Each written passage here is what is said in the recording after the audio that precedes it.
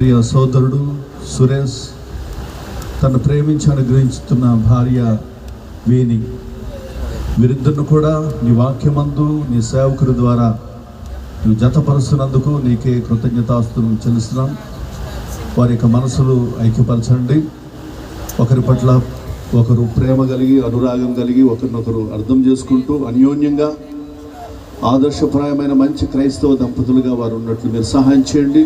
ఈరోజు నాయన మంగళసూత్రాన్ని ధరింప చేస్తూ ఉంటుండగా ఓ మంగళసూత్రము వారిద్దరిని బంధించలేదు, ఐక్యపరచలేదు, కానీ నీ వాక్యమే వారిని ఐక్యపరచగలదు తండ్రి. తప్పకుండా ఈ కార్యక్రమం అంతా చాలా దీవెనకరంగా ఆశీర్వాదకరంగా నువ్వు జరిగిస్తున్నందుకు నీకే కృతజ్ఞతాస్తులు తెలుస్తూ జరగబోయే ప్రతి కార్యక్రమంలో నీ సన్నిధి మాతో ఉంచి దీవెనకరంగా జరిగిస్తారని ప్రభు అయిన యేసుక్రీస్తు నామములో అడిగి ప్రార్థన చేస్తున్నాం తండ్రి.